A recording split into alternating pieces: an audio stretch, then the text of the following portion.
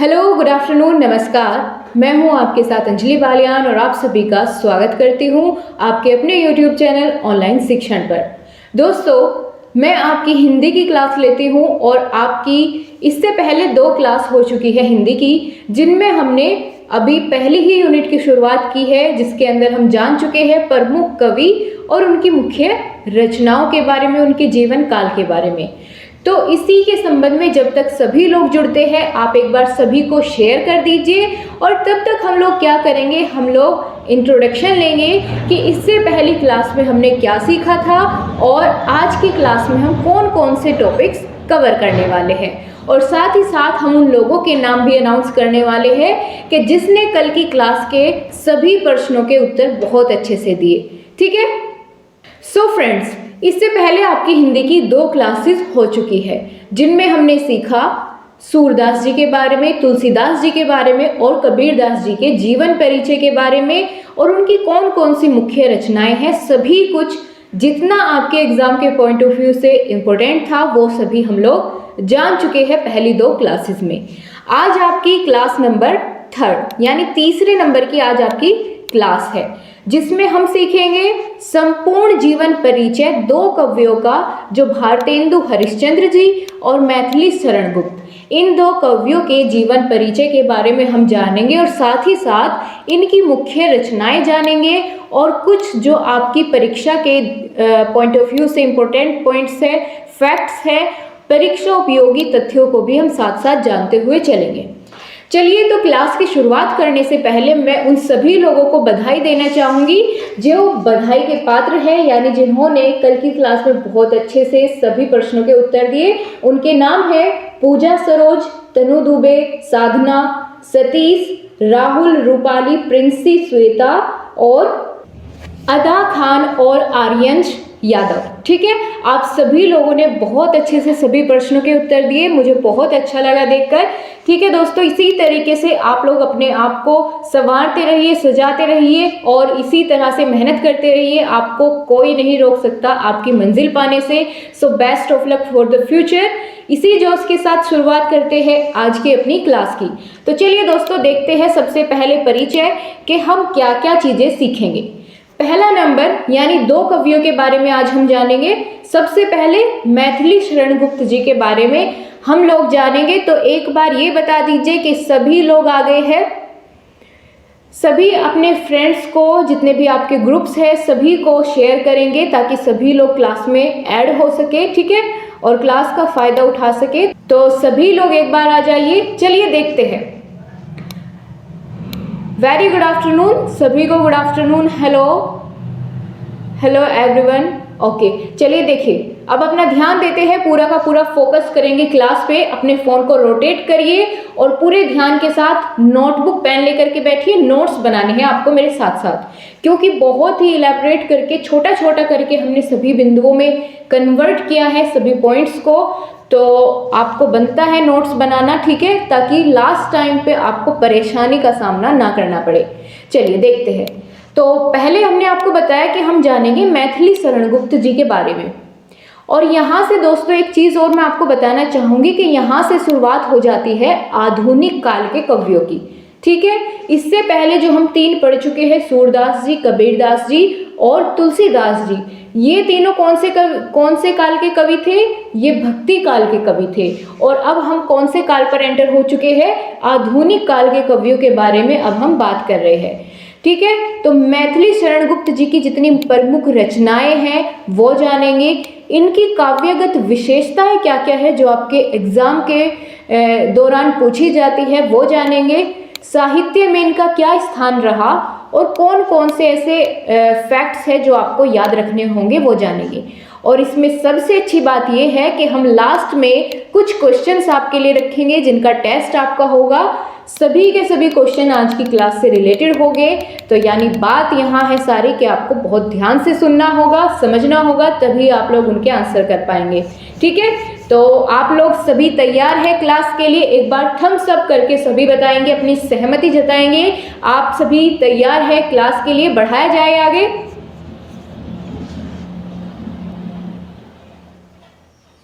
All right, बहुत अच्छे। चलिए अब हम दोस्तों आगे बढ़ेंगे और सबसे पहले जानेंगे मैथिली शरण गुप्त जी के बारे में। देखिए यहाँ पर आप लोग इधर जो आपके सामने प्रेजेंटेशन बनाई गई है, आई होप आपको बहुत अच्छे से इसमें दिखाई दे रहा होगा सब कुछ। तो यहाँ से शुरुआत करेंगे कि जो मैथिली शरण गुप्त जी है, इनको कई बार आपके एग्जाम में गुप्त कर करके क्वेश्चन पूछ लिया जाता है, ठीक है, कि गुप्त का जन्म कौन से सन में हुआ या कहाँ हुआ। तो समझ जाना कि मैथिली शरण गुप्त की ही बात हो रही है, ठीक है। तो गुप्त जी का जन्म कहाँ हुआ? झांसी में। और झांसी के किस गांव में? चिरगांव में, ठीक है, याद रहेगा। झांसी के चिरगांव में सन 1886 ईस्वी में गुप्त जी का यानी मैथिली शरण गुप्त जी का जन्म हुआ, ठीक है। इनके पिताजी का नाम था रामचरण और इनके पिताजी जो थे वो भी पेशे से एक कवि थे, ठीक है, यानी कवि थे इनके पिताजी भी और ये भी बाद में कवि हुए। इनका देहांत कब हुआ? तो सभी लोग साथ साथ नोट करते हुए चलिए। देहांत की अगर बात करें तो इनका देहांत हुआ दोस्तों 1964 ईस्वी में, ठीक है।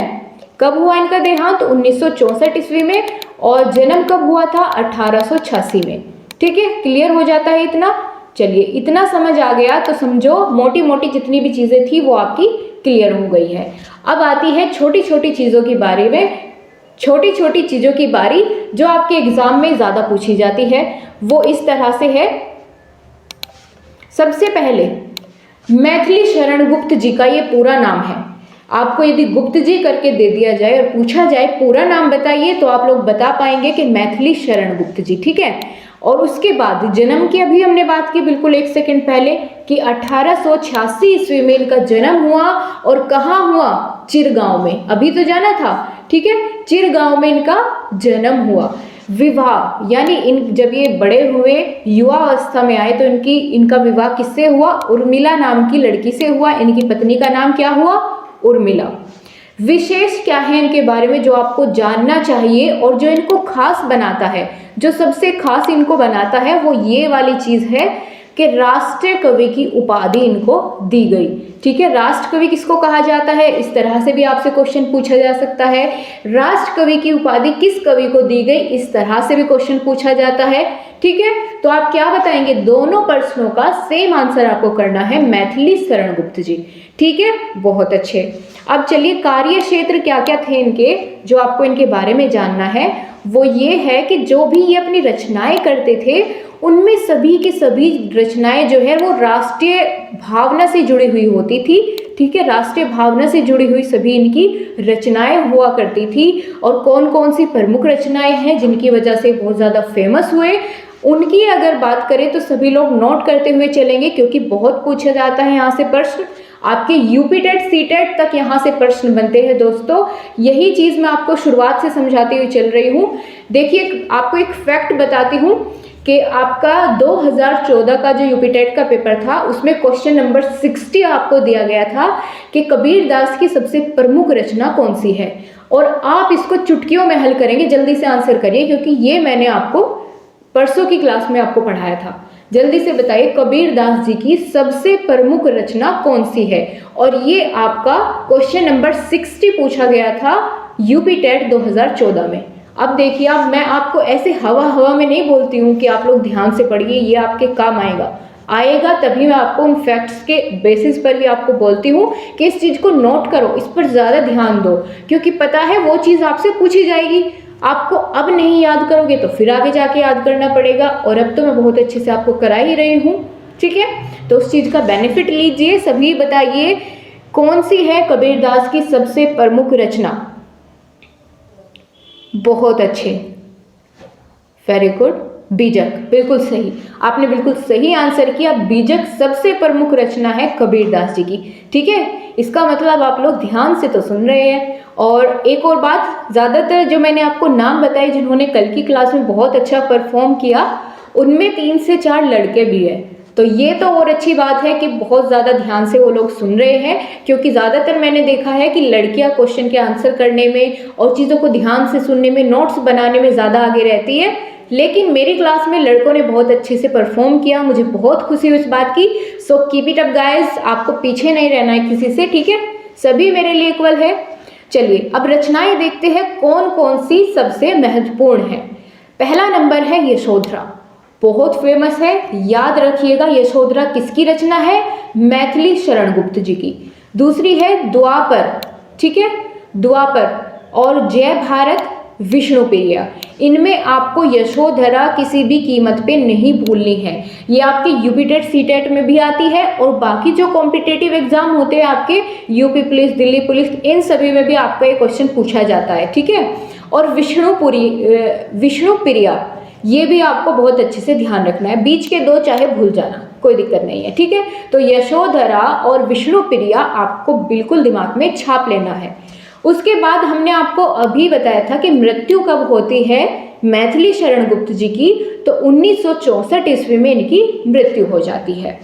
और इनका जो समय रहा उसमें इन्होंने इतनी सारी रचनाएं लिखी, तो क्या कोई पुरस्कार भी इनको दिया गया?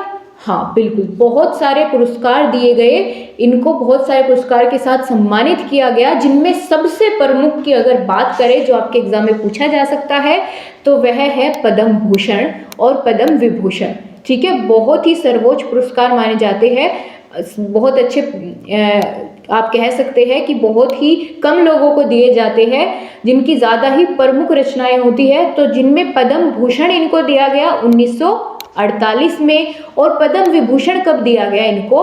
1953 में। तो सन याद रख लेंगे तो आपको और ज़्यादा बेनिफिट मिलेगा, ठीक है। ये आप यूपी टेट की तैयारी कर रहे हैं ना, तो इसलिए सन भी मेरे कहने से आप लोग इनके याद रख लीजिए। डीएलएड में आपको सन याद रखने की जरूरत नहीं पड़ेगी। और चलिए एक बार फटाफट से रिवीजन करिए क्या क्या हमने अभी सीखा। नाम क्या है जिनके बारे में हम जान रहे हैं? पूरा नाम मैथिली शरण गुप्त जी। जन्म कहाँ हुआ? कमेंट पर ध्यान कोई नहीं देगा, आप लोग सभी ध्यान से पढ़ेंगे, ठीक है। मेरा मोटिव है आपके दिमाग में चीज़ों को बैठाना, ना कि रटवाना।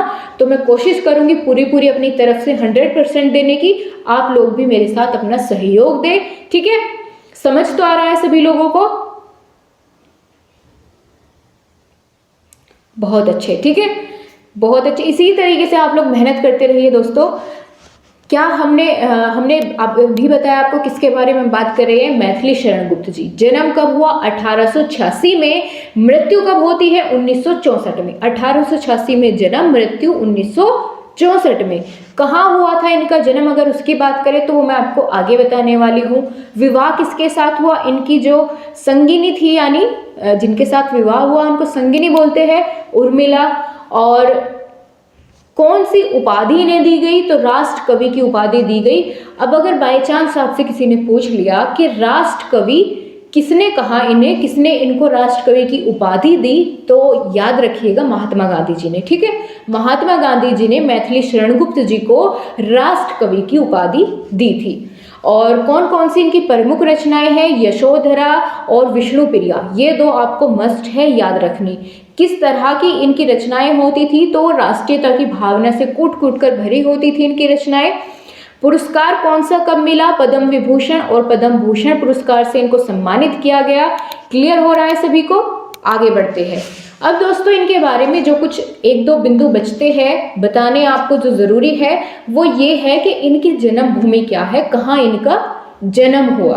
तो दोस्तों ये भी उत्तर प्रदेश से ही संबंधित है, ठीक है। उत्तर प्रदेश के झांसी में इनका जन्म हुआ, या झांसी में इनका जन्म माना जाता है, उत्तर प्रदेश के झांसी में। ऑलराइट।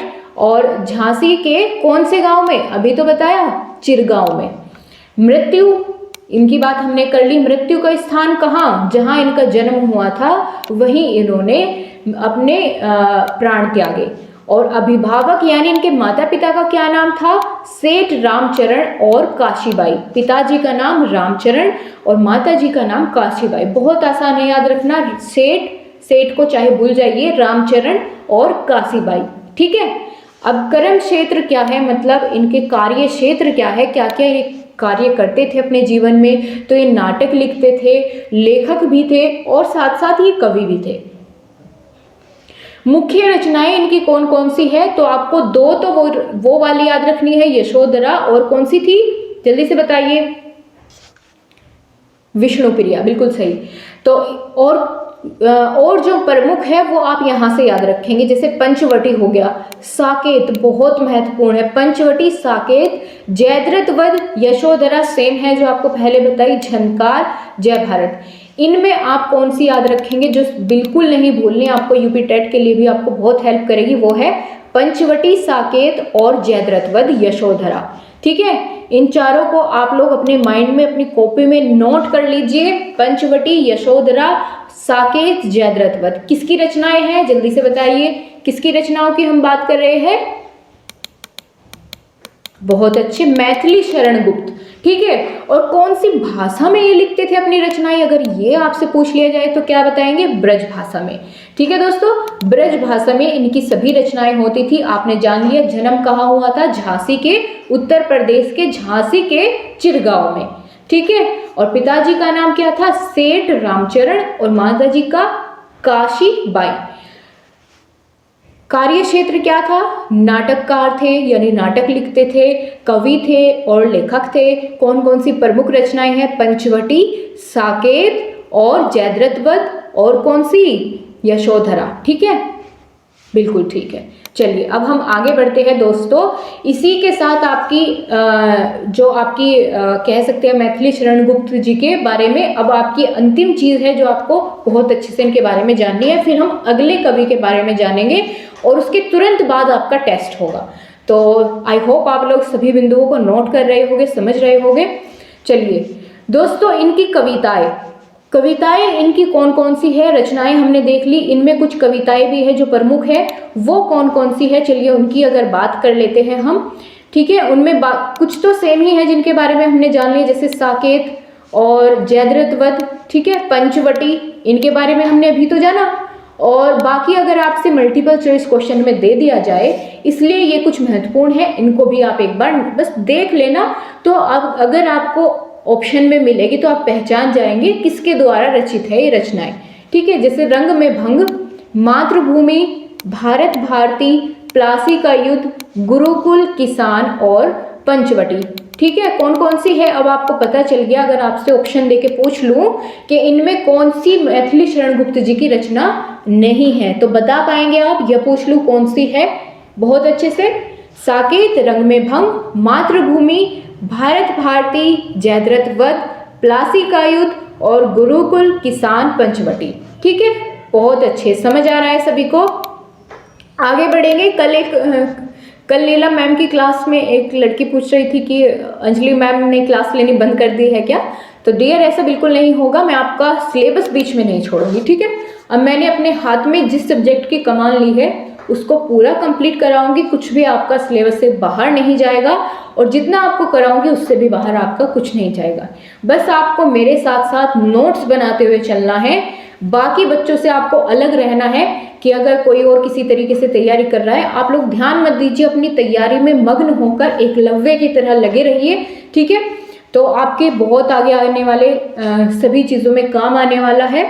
और साथ ही साथ मैं अपने लेवल पर, अगर मैं आपको अभी यूपी टेट की तैयारी या सी टेट की तैयारी नहीं करा सकती, क्योंकि कुछ कारण हैं जिनकी वजह से मैं नहीं करा सकती, लेकिन मैं अपने लेवल पर आपकी मदद जरूर करूंगी, चाहे वो नोट्स प्रोवाइड करने में हो सके। ठीक है, जहाँ तक मेरे से हो सकेगा मैं खुद से आपकी हेल्प करूंगी, डेली आपको क्वेश्चंस प्रोवाइड करने में। ठीक है, तो आप निश्चिंत रहिए, मेरी तरफ से आप लोग पूरा फ्री माइंड होकर के क्लास में बैठिए और तैयारी कीजिए। देखिए दोस्तों, जब हम बात कर रहे हैं मैथिली शरण गुप्त जी के बारे में, तो जब हम इनकी बात की यहाँ पर विराम देंगे तो उसके साथ ही हम इनके द्वारा रचित एक बहुत ही प्यारी सी कविता जानेंगे। ठीक है, जो आपके एग्जाम में तो नहीं पूछी जाती, लेकिन एक बार देख लेते हैं, क्योंकि यूपी टेट वगैरह में पूछ ली जाती है कि ये किसकी रचना है। क्या है? जो भरा नहीं है भावों से, जिसमें बहती रसधार नहीं, वह हृदय नहीं, वह पत्थर है, जिसमें स्वदेश का प्यार नहीं।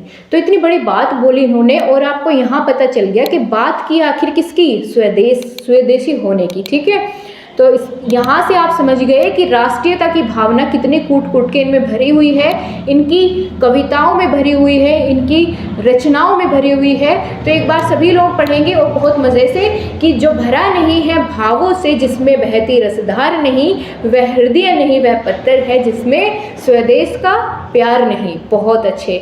चलिए दोस्तों, इसी के साथ हम मैथिली शरण गुप्त जी के बारे में पूरी की पूरी जितनी भी इनकी बातें थी, प्रमुख थी, एग्जाम के पॉइंट ऑफ व्यू से ज़रूरी थी, उन सभी को जान चुके हैं।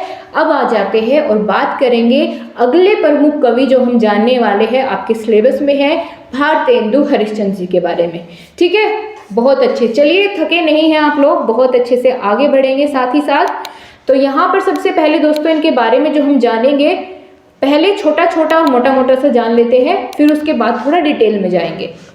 जन्म कब होता है भारतेंदु हरिश्चंद्र जी का? तो 1850 ईस्वी में इनका जन्म होता है और बहुत ही कम उम्र में इनकी मृत्यु हो जाती है। 1885 में इनकी मृत्यु भी हो जाती है। 1850 में जन्म हुआ, 1885 में इनकी मृत्यु हो जाती है। पिताजी का नाम यदि पूछ ले आपसे एग्जामिनर, तो आप क्या बताएंगे? गोपाल चंद्र या फिर गिरधर दास। दोनों नाम इनके पिताजी के ही है, गिरधर दास भी बोलते थे और गोपाल चंद्र भी बोलते थे। ठीक है, क्लियर हो गया? कब हुआ जन्म? 1850 ईस्वी में। मृत्यु कब हुई? 1885 ईस्वी में। पिताजी का नाम गोपाल चंद्र या गिरधर दास। ऑलराइट गाइस, बहुत अच्छे। अब यहाँ पर थोड़ा सा इनके बारे में थोड़ा सा डिटेल में जानते हैं, पॉइंट्स में ही बात करेंगे, ऐसे की तरह आपको कुछ भी नहीं बताया जाएगा।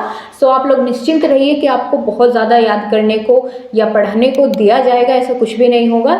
सभी चीज़ें बहुत ही कम शब्दों में ख़त्म करेंगे और बहुत ही सटीक शब्दों में। ठीक है, सबसे पहली बात, इनका जो नाम था वह था सिर्फ हरिश्चंद्र। इनका नाम पहले क्या था?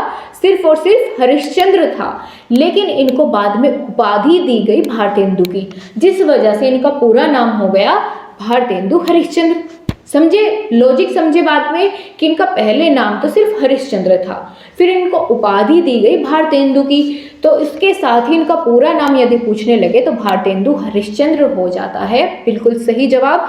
अब हम बात करेंगे इनके जन्म स्थान की। इनका जन्म कहाँ होता है? तो ये भी जितने भी दोस्तों ज़्यादातर प्रमुख रचनाकार हुए, कवि हुए हैं, वो सभी बिलोंग करते हैं उत्तर प्रदेश से।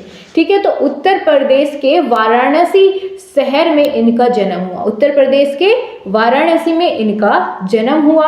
और कार्य क्षेत्र क्या है, यानी कौन कौन से कार्य से संबंध रखते थे?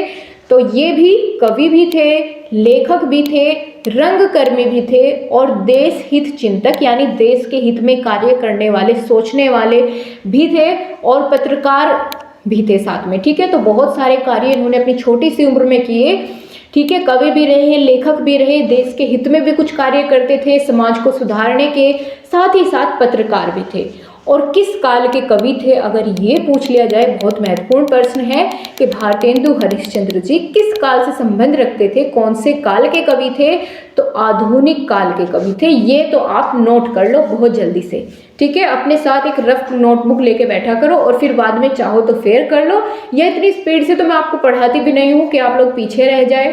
ठीक है, तो साथ साथ आप लोग फेयर में जो भी जैसे भी आप नोट करना चाहे कर सकते हैं, बस आपके पास वो नोट्स होने चाहिए आपके एग्जाम तक। ठीक है, बाद में तो आप चाहे कहीं भी रखो उनको। अब चलिए आगे बढ़े।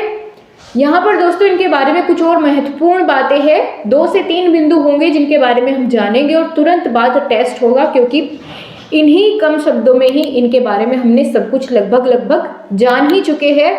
अब दोस्तों यहाँ पर इनके बारे में जो महत्वपूर्ण बात है वो ये है कि भारतेंदु हरिश्चंद्र जी को आधुनिक हिंदी साहित्य के पितामह कहा जाता है। ठीक है, क्या कहा जाता है कि जो आधुनिक हिंदी साहित्य है उनके पितामह इनको कहा जाता है, पितामह। ठीक है, पितामह इनको कहा जाता है आधुनिक हिंदी साहित्य के, क्योंकि आधुनिक काल से संबंध रखते थे भाई। ठीक है, और वे हिंदी में आधुनिकता के पहले रचनाकार थे। वही सेम बात जो मैंने आपको अभी बताई। ये क्या कहता है कि आधुनिक काल के पितामह या आधुनिक साहित्य के पितामह इनको कहा जाता था। बिल्कुल सही, और पहले रचनाकार थे आधुनिकता के। आगे बात करें, भारतीय नव जागरण के अग्रदूत भी इनको कहा जाता है। ठीक है, यदि आपसे पूछ लिया जाए कि भारतीय भारतीय नव जागरण के अग्रदूत किसको माना जाता है? तो आप क्या आंसर करेंगे? भारतेंदु हरिश्चंद्र। ये बहुत महत्वपूर्ण पॉइंट्स हैं, दोनों के दोनों जो मैंने आपको बताए दोनों ही बहुत महत्वपूर्ण है। ठीक है, आपके डीएलएड के लिए भी और टेट के लिए भी बहुत महत्वपूर्ण है, ध्यान रखिएगा। क्या किस आधुनिक साहित्य के पितामह कौन है? मैथिली शरण गुप्त जी। ऐसे ही है, मैथिली शरण गुप्त जी है। भारतेंदु हरिश्चंद्र पकड़ा करिए अगर थोड़ा बहुत इधर उधर होता है। ठीक है, भारतेंदु हरिश्चंद्र की बात यहाँ पर हो रही है। अब हम बात करें कि भारतीय नवजागरण के अग्रदूत तो किसे कहा जाता है? भारतेंदु हरिश्चंद्र जी को, बिल्कुल। और अगर बात करें दोस्तों इन्होंने अपनी रचनाओं में क्या लिखा, तो देश की गरीबी के बारे में, पराधीनता के बारे में, यहाँ के जो शासक थे उनका अमानवीय जो शोषण किया जाता था उसके बारे में ये अपने साहित्य में लिखा करते थे। इनके साहित्य लिखने का लक्ष्य सिर्फ यही सब चीज़ें थी जो कि राष्ट्र के हित से संबंधित हुआ करती थी। सभी इनकी जितनी भी रचनाएं हुई वो इसी से संबंध रखती हुई थी। ठीक है, दो महत्वपूर्ण बिंदु आपके यहाँ पर निकले जो आपके लिए बहुत आप कह सकते हैं मील का पत्थर साबित होगा। आपने बहुत ध्यान से सुन भी लिया होगा कि पितामह, आधुनिक साहित्य के पितामह, और दूसरा क्या था? भारतीय नवजागरण के अग्रदूत। क्लियर? अब यहाँ पर आ जाती है बात कि इनकी रचनाएं कौन कौन सी है। भाई इतनी कम उम्र में इन्होंने इतने सारे कार्य किए और रचनाएं भी इतनी सारी लिखी, तो वे कौन कौन सी है? ठीक है, तो उनमें जो प्रमुख है वो आपको सभी एक जगह नोट करके यहाँ पर शो की गई है, जिनमें विद्या सुंदर, रत्नावली, जो मैं सर्किल करूंगी उस पर ज्यादा फोकस करेंगे। रत्नावली, पाखंड विडंबन, धनंजय बहुत महत्वपूर्ण है, धनंजय। ठीक है, कपूर मंजरी, मुद्रा राक्षस बहुत महत्वपूर्ण है, भारत जननी, दुर्लभ बंधु, वैदिकी हिंसा, हिंसा ने भवती, और सत्य हरिश्चंद्र बहुत महत्वपूर्ण है, श्री चंद्रावली, भारत दुर्दशा भी इनकी बहुत महत्वपूर्ण रचना है, नील देवी, अंधेर नगरी, सती प्रताप, प्रेम जोगिनी। तो इनमें जो ये हाईलाइटेड है ये बहुत पूछी जाती है, इसीलिए हाईलाइटेड है। कौन कौन सी? रत्नावली, धनंजय, कर्पूर मंजरी और मुद्रा राक्षस, भारत दुर्दशा और सत्य हरिश्चंद्र। नोट कर लिया सबने? अपने नोट्स बना रहे हैं ना सभी लोग? ठीक है, मेरा बार बार कहने का मतलब यही है दोस्तों, क्योंकि आप लोगों को हमेशा याद रहेगा, जो अपने हाथ से थोड़ा लिखकर मेहनत करेगा उसको वो हमेशा याद रहने वाला है। आप आज सुनोगे नहीं तो कल भूल जाओगे, कोई फायदा नहीं होगा। इसीलिए थोड़ा बहुत, ज़्यादा तो मैं आपको कुछ भी नहीं लेकर के आती कि आपको दुनिया भर की चीज़ें लिखवाऊँ, ऐसा बिल्कुल नहीं है। ठीक है, तो अब चलिए आगे बढ़ते हैं और टेस्ट के लिए रेडी हो जाइए। ठीक है, बहुत अच्छे। अब देखने वाले हैं किसने कितने ध्यान से सुना है और कितने अच्छे से आप लोग आंसर करेंगे। लेकिन आपको एक बात ध्यान रखनी है, अभी आप सिर्फ आंसर करेंगे, अपना टोटल स्कोर कमेंट बॉक्स में, मेन कमेंट बॉक्स में आपको बताना है कि आपके कितने क्वेश्चन के आंसर सही थे। So guys, are you ready for the test? जल्दी से बताइए, आप लोग सभी तैयार हैं अपने टेस्ट के लिए? शुरू किया जाए? तो चलिए कंप्यूटर महाशय शुरू करिए और पहला प्रश्न सभी को दिखाइए। क्या है आपका पहला प्रश्न? तो सभी देखेंगे कंप्यूटर स्क्रीन पर। मैथिली शरण गुप्त का जन्म उत्तर प्रदेश के झांसी जिले के किस गांव में हुआ था? 4 ऑप्शन आपको दिए गए हैं, सही ऑप्शन को लॉक करेंगे और उसके बाद ही अपना कमेंट बॉक्स में आंसर बताएंगे। औरैया, चिरगांव, अंगोना या विस्परी गांव? अब चलिए जल्दी से आंसर कीजिए, देखते हैं कितने लोग सही आंसर कर पाएंगे। यहाँ पर मैंने कुछ क्वेश्चन में आपके ऑप्शंस भी रखे हैं। ठीक है, तो चलिए बहुत जल्दी से सभी लोग आंसर करेंगे। बहुत बढ़िया, सही सही। इसका मतलब ध्यान से सुन रहे हैं आप लोग, बहुत सही है। ठीक है, आप लोग शेयर नहीं करते हैं क्या दोस्तों? बताइए, क्या आप लोगों ने शेयर नहीं किया? आपने किसी भी फ्रेंड को शेयर किया कीजिए ताकि सभी लोग हमारे साथ कनेक्ट हो पाए। और जितने ज़्यादा स्टूडेंट्स होंगे उतना ज़्यादा मज़ा आने वाला है क्लासेस में। नई नई चीज़ों को क्रिएट करेंगे। ठीक है, नए नए तरीकों से पढ़ने की कोशिश करेंगे ताकि ज़्यादा से ज़्यादा चीज़ें आपके माइंड में सेट हो पाए। तो अपनी संख्या बढ़ाइए, अपने ग्रुप्स में, अपने कॉलेज ग्रुप्स में शेयर किया कीजिए वीडियो। ठीक है, बहुत अच्छे। अगले प्रश्न का भी आंसर करने लगे पड़े हैं आप तो, बहुत अच्छे। गुप्त की कर्म में परिवर्ती का श्रेय किनको जाता है, ये आप बताएंगे। ठीक है, गुप्त यानी मैथिली शरण गुप्त। अगर कोई क्वेश्चन ऐसा आता है कि आपको लगता है कि इसको मैंने नहीं रखा है, उसका आंसर मैं आपको दूंगी, लेकिन नेक्स्ट क्लास में। ठीक है, तब तक आप लोग सर्च करके जैसे भी होगा आप लोग उसका आंसर करिए। तीसरा प्रश्न है, राष्ट्र कवि के रूप में किसे जाना जाता है? चारों ऑप्शन आपके सामने हैं, मैथिली शरण गुप्त, रामधारी सिंह दिनकर, माखनलाल चतुर्वेदी या राम नरेश त्रिपाठी। आंसर करिए सभी। हाँ गाइस, आगे फोर्थ क्वेश्चन है। ठीक है, सबने आंसर कर लिया था, बहुत अच्छे। फोर्थ क्वेश्चन क्या है, मैथिली शरण गुप्त किस युग के कवि है? तो दोस्तों, मैथिली शरण गुप्त के बारे में मैंने आपको नहीं बताया था, लेकिन भारतेंदु हरिश्चंद्र जी के बारे में मैंने आपको बता दिया था कि वो आधुनिक युग के कवि है। लेकिन मैथिली शरण गुप्त द्विवेदी युग के कवि है। ये मैंने इसके साथ ही आपके लिए आंसर भी रखा है, ताकि आप लोगों को पता चल सके। ठीक है, वहां पर हमने ये नहीं बताया था, इसलिए क्वेश्चन में इंक्लूड किया है ये, क्योंकि वहां पर ये चीज छूट गई थी। तो मैथिली शरण गुप्त जी किस युग से संबंधित है? तो द्विवेदी युग से संबंधित है, बिल्कुल सही। अब अगला क्वेश्चन है, मैथिली शरण गुप्त की 2 प्रमुख रचनाओं के नाम लिखिए। अब आपको जरूरत पड़ेगी कि आपने कौन कौन सी रचना पर ध्यान दिया था। अब बहुत जल्दी से सभी लोग आंसर करेंगे। चलिए कंप्यूटर महाशय, आखिरी अंतिम पड़ाव पर चलते हैं और देखते हैं अगले कौन से प्रश्न आपके सामने हैं। गुप्त जी की प्रमुख कृतियों के नाम बताइए। इनमें से मैथिली शरण गुप्त जी की कौन सी प्रमुख कृतियां हैं? तो इनमें से आपको पहचान करनी है, चारों में से कौन सी है। ठीक है, अब बताइए गुप्त जी के पिताजी का क्या नाम था? तो चारों ऑप्शन आपके सामने है। क्या था गुप्त जी के पिताजी का नाम? ठीक है, सेठ रामचरण दास या सेठ चरणदास, सेठ तरणदास, सारे के सारे बिल्कुल मिलते जुलते ऑप्शंस मैंने आपके लिए रख लिए हैं। बहुत अच्छे, चलिए, और परेशान नहीं होना है। जो बच्चे लास्ट में जुड़े हैं दोस्तों, ये सभी क्वेश्चन आपकी क्लास से ही संबंधित थे। ठीक है, तो कोई परेशानी वाली बात नहीं है। इसी के साथ अपनी आज की क्लास को यहीं पर विराम दें। बहुत अच्छी आप लोगों की परफॉर्मेंस रही, वेरी गुड, बहुत अच्छे से आपने सभी प्रश्नों के उत्तर दिए। अब टोटल स्कोर आपको मेन कमेंट बॉक्स में बताना है।